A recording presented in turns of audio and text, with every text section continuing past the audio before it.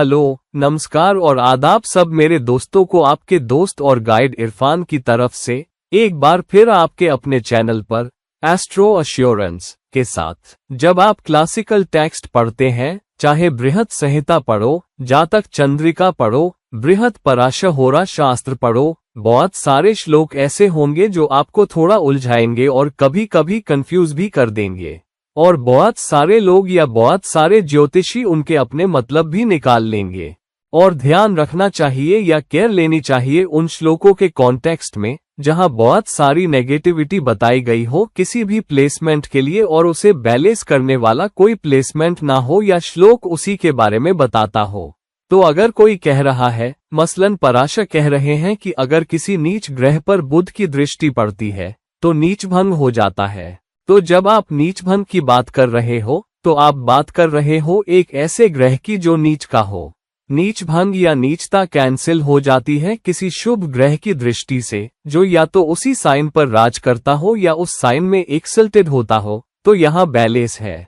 लेकिन अगर कोई श्लोक सिर्फ एक एट्रीब्यूट की बात कर रहा है और पूरे टेक्स्ट में कहीं भी उसे बैलेंस नहीं किया गया है किसी भी तरह, तो उस पर और गहरी स्टडी करने की जरूरत है और गहरी रिसर्च करने की जरूरत है उस पर, और आपको अपने एक्सपीरियंसेस भी इस्तेमाल करने की जरूरत है। और बहुत सीनियर ज्योतिषियों के एक्सपीरियंसेस, विद्वान ज्योतिषी जिन्होंने सीखा है, जिन्होंने पीछे छोड़ी है बहुत सारी किताबें, अपनी खुद की रिसर्च की, अपने केस स्टडीज की, ताकि हम उसको सत्यापित कर सकें जो ऋषि मूल रूप से हमें बता रहे हैं।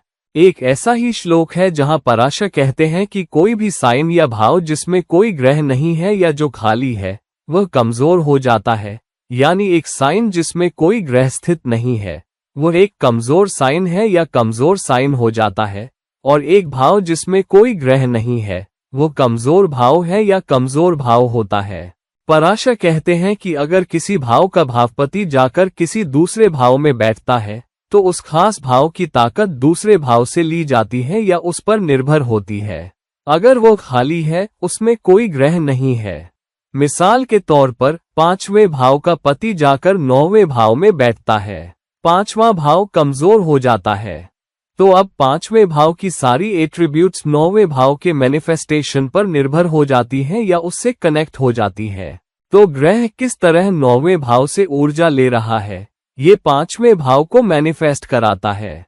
तो क्योंकि अब ये दूसरे भाव के मैनिफेस्टेशन पर निर्भर है, इसलिए अपने आप में कमजोर है क्योंकि यह आश्रित है। ये दूसरे भाव के मैनिफेस्टेशन की कृचों, बैसाखियों का इस्तेमाल कर रहा है। अब 5वां भाव क्या है? 5वां भाव संतान के बारे में है। 5वां भाव आपके शौक के बारे में है, आपकी सीखने की चीज है। ये सट्टा निवेश, स्पेकुलेटिव इन्वेस्टमेंट्स के बारे में है। ये करियर बदलने या करियर में उतार चढ़ाव के बारे में है। यह उस बारे में भी है जो आप करना पसंद करते हो, जो आपको प्यार है करना, या यहाँ तक कि आपके प्रेम संबंध भी। तो अगर आपका 5वां भावपति अब 9वें भाव में जाता है तो मतलब आपका रोमांस 9वें भाव से कनेक्ट हो जाता है, जिसका मतलब अपने रोमांटिक पार्टनर से, आप अपने रोमांटिक पार्टनर से मिल सकते हो पढ़ाई या सीखने के दौरान, या हायर डिग्रीज के लिए जाते हुए, या शायद यात्रा पर भी। तो अब आपके रोमांस का मैनिफेस्टेशन उस इंस्टीट्यूट पर निर्भर है जहां आप जाते हो, जहां से आप ऊंची शिक्षा ले रहे हो। आपके गुरु कौन है, और शायद आपके गुरु आपके साथ कैसा बर्ताव करते हैं। तो अगर आपके गुरु आपको इज्जत नहीं देते, आपसे प्यार नहीं करते, आपकी परवाह नहीं करते, तो आपके साथ पढ़ने वाला व्यक्ति भी आपके बारे में थोड़ा कम सोच सकता है। लेकिन अगर गुरु, आप जानते हो, आपकी तारीफ करें, क्या प्यारा बेटा तुमने या तुम्हारे माँ बाप ने पैदा किया है, क्या प्यारा स्टूडेंट हो तुम महान हो, तुम बहुत होशियार हो, मैं तुम्हारा उज्ज्वल भविष्य देख रहा हूँ, तो जाहिर है विपरीत लिंग और समान लिंग आपकी तरफ आकर्षित होंगे क्योंकि वे महसूस करेंगे यह व्यक्ति बहुत होशियार है, ये बहुत इंटेलिजेंट है, इसका भविष्य उज्ज्वल है। मैं एक विजेता के साथ रहना चाहूंगा, हारने वाले के साथ कौन रहना चाहेगा? तो अब आप 9वें भाव की ऊर्जा कैसे मैनिफेस्ट कर रहे हो? यह आपके 5वें भाव को जोड़ रहा है। अगर 5वें भाव का पति 9वें भाव में जाता है तो दूसरा पहलू या दूसरा मैनिफेस्टेशन ये भी हो सकता है कि आपके बच्चे बहुत ऊंची डिग्रियां हासिल करेंगे। बच्चे विदेशी भूमि या विदेशी यूनिवर्सिटीज भी जाएंगे। लेकिन फिर आपके बच्चों की सीख भी इस पर निर्भर करेगी कि वे कहाँ जाते हैं, कहाँ यात्रा करते हैं, कौन सी यूनिवर्सिटीज में जाते हैं, कैसे गुरु मिलते हैं। तो शिक्षा या ऊंची शिक्षा भी इस पर निर्भर हो सकती है कि वे उस ऊर्जा को कैसे मैनिफेस्ट करते हैं। तो 5वें भाव की ऊर्जा अपनी ताकत, अपना मैनिफेस्टेशन 9वें भाव से ले रही है। अब दूसरी तरफ मिसाल के तौर पर दूसरे भाव का पति जाता है, दूसरे भाव का पति जाकर 9वें भाव में बैठता है। तो इसका क्या मतलब है? आपकी कमाई, आपकी बचत अब अपनी ऊर्जा आपकी ऊंची सीख से, आपकी ऊंची पढ़ाई से लेंगे। तो जितना ज्यादा आप सीखते हो, जितनी ज्यादा ऊंची डिग्रियां लेते हो, जितनी ज्यादा ऊंची क्वालिफिकेशन लेते हो, उतनी ही ज्यादा सीख, उतनी ही ज्यादा कमाई भी होगी। तो आपकी कमाई आपकी सीख से कनेक्ट हो गई। तो आपकी कमाई आपकी ऊंची डिग्रियों से, आपकी क्वालिफिकेशन से कनेक्ट हो गई और इसी तरह आप ज्यादा कमाओगे। अगर अवसर राशि चक्र देगा, लेकिन अगर आप उसका इस्तेमाल नहीं करते, उसे उपयोग नहीं करते, ऊंची क्वालिफिकेशन नहीं लेते, तो आपका दूसरा भाव जो कमाई का है भी प्रभावित होगा। तो ऐसे एक भाव का मैनिफेस्टेशन दूसरे भाव से आता है अगर उस भाव का पति जाकर दूसरे भाव में बैठता है। यही मतलब है पराशर का भाव की आश्रितता, डिपेंडेंसी दूसरे भाव पर बढ़ जाती है अगर पति जाकर उस भाव में स्थित होता है। मिसाल के तौर पर दूसरे भाव का पति भी 9वें भाव में जाकर बैठता है और 11वें भाव का पति भी 9वें भाव में जाकर बैठता है। तो अब दूसरा भाव कमाई और बचत, आपकी आजीविका, और 11वां भाव आपकी इच्छाएं, आपकी तमन्नाएं, समाज में आपकी हैसियत, सामाजिक कनेक्शन, सामाजिक सम्मान, सामाजिक सराहना, सब कुछ 9वें भाव सीखने के भाव से जुड़ जाता है। जिसका मतलब न सिर्फ आपकी कमाई जुड़ रही है, बल्कि आपकी इच्छाएं और तमन्नाएं भी पूरी होंगी अगर आप ऊंची क्वालिफिकेशन लेते हो, क्योंकि उसके जरिए आपकी सारी इच्छाएं और तमन्नाएं पूरी हो सकती है। आपकी इच्छा और तमन्ना है कि लोग मेरी इज्जत करें। तो जितना ज्यादा आप विद्वान होंगे, समाज आपको उतना ही ज्यादा मान देता है। अगर आप ऊंची क्वालिफिकेशन लेते हो, उससे आप एक विशेषज्ञ बन जाते हो, आप ज्यादा कमा सकते हो, तो आपकी इच्छाएं और तमन्नाएं भी पूरी हो सकती हैं। भौतिक मैनिफेस्टेशन के मामले में आपकी इच्छा है, आपकी तमन्ना है कि आप किसी ऐसे व्यक्ति से शादी करो जो बहुत खूबसूरत हो, बहुत आकर्षक हो, शायद कोई जो विजेता भी हो। तो आपकी विजय, विनिंग, आपकी क्वालिफिकेशन से, आपकी ऊंची पढ़ाई से आप उसे कैसे उपयोग करते हो, उससे आएगी। और क्योंकि आप एक विजेता हो, क्योंकि आपने ऊंची पढ़ाई कर ली, ऊंची सीख हासिल कर ली, आपको सामाजिक सम्मान मिला, आप बहुत कमा रहे हो, तो आप किसी ऐसे व्यक्ति से भी शादी कर सकते हो जो उतना ही सफल हो। यही मतलब है उस भाव का जो खाली होने से, कोई ग्रह न होने से कमजोर हो जाता है और अपना मैनिफेस्टेशन दूसरे भाव से लेता है। अब मैंने अभी तक यह नहीं बताया कि 9वें भाव का पति कहाँ है। मैंने सिर्फ बताया है कि 9वां भाव ताकतवर हो गया है क्योंकि दूसरे भाव का पति उसमें है और 11वें भाव का पति भी उसमें है। तो एक भाव उसमें ग्रह रखने से ताकतवर हो जाता है, लेकिन ताकतवर होने का मतलब सिर्फ अच्छे नतीजे नहीं होते। ताकतवर होने का मतलब है कि भाव अपने आप को बार बार मैनिफेस्ट करेगा, बार बार एक्टिवेट होगा, क्योंकि उसमें ज्यादा ग्रह स्थित है। इस बारे में मैंने एक और वीडियो बनाया है जिसका नाम है एक खास भाव में ज्यादा ग्रह रखना। मैंने पूरी सीरीज बनाई है, कृपया वो जरूर देखें क्योंकि इससे आपको और साफ साफ समझ आएगी। खासकर अगर आपके किसी भी भाव में 3 या उससे ज्यादा ग्रह हो, तो आपको और साफ समझ आएगी कि मैनिफेस्टेशन क्या हो सकता है।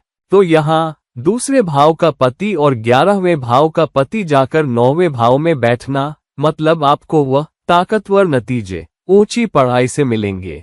लेकिन अगर 9वें भाव का पति खुद जाकर चौथे भाव घरेलू जीवन, घरेलू सुख में बैठता है, जिसका मतलब आपकी ऊंची पढ़ाई भी इस पर निर्भर करेगी कि आपके परिवार का घर पर माहौल कैसा है, या अगर आप पहले से शादीशुदा हो और आप ऊंची पढ़ाई करने जा रहे हो, तो आपके जीवनसाथी का घर पर माहौल कैसा है। पहली बात, चौथा भाव माता के बारे में है।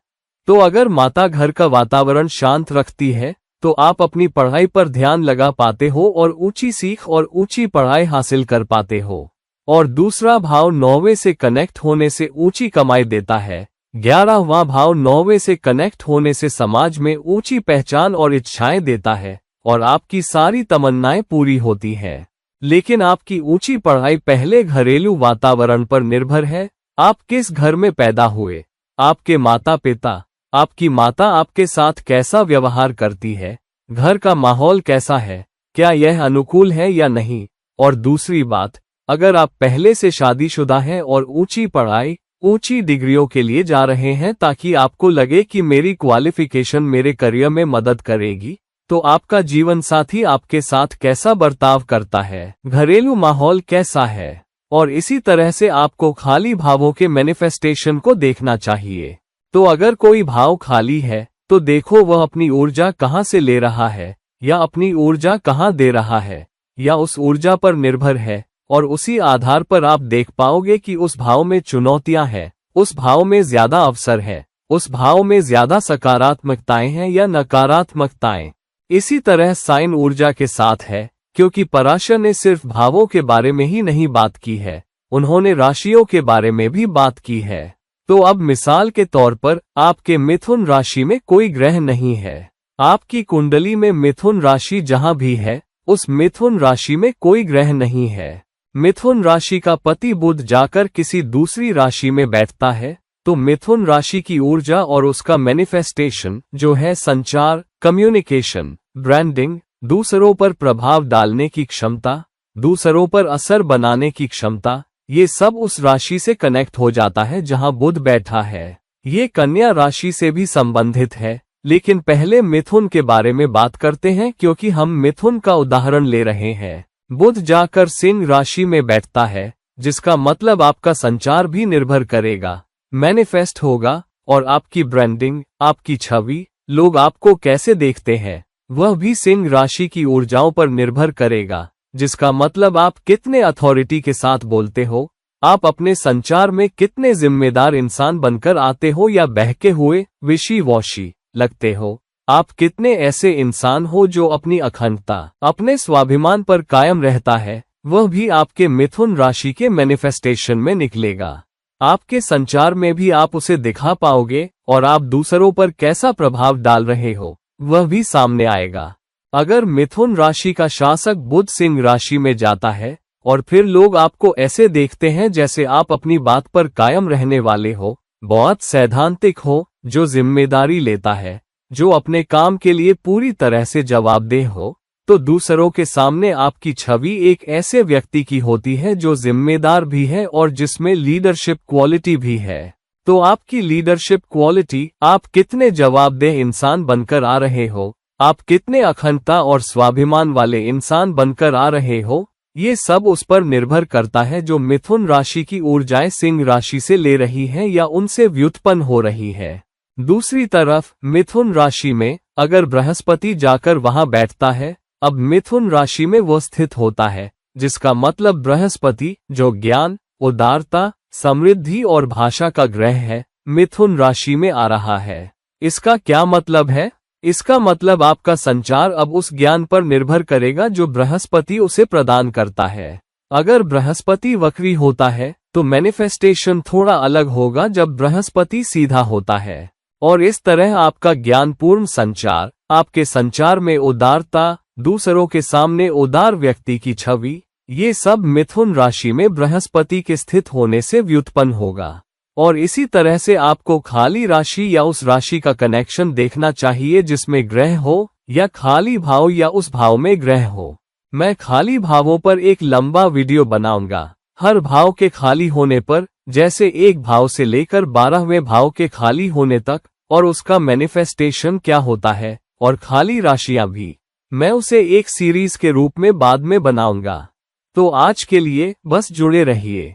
मैं इस वीडियो को बहुत लंबा नहीं करना चाहता, बस इसे याद रखिए। और यह आपका होमवर्क है। कोशिश करके देखिए कि क्या आपके पास खाली भाव है और हम में से हर एक के पास कोई न कोई भाव खाली होगा, क्योंकि 12 भाव होते हैं और सिर्फ 9 ग्रह होते हैं, तो कोई न कोई भाव खाली होगा।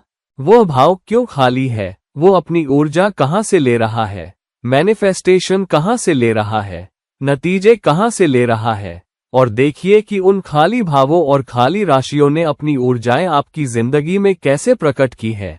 आप में कैसी निर्भरताएं दिखाई हैं दूसरे भावों या दूसरी राशियों या उनमें स्थित ग्रहों पर, और उसके जरिए आपकी जिंदगी ने अब तक कैसे उतार चढ़ाव देखे हैं। तो दोस्तों, इस वीडियो को लाइक करें, शेयर करें, और अगर आप मुझसे व्यक्तिगत परामर्श लेना चाहते हैं तो नीचे दिए गए लिंक पर मुझसे संपर्क करें। किसी और समय, किसी और वीडियो में आपका अपना दोस्त और गाइड इरफान साइन ऑफ कर रहा है। नमस्कार, शुक्रिया।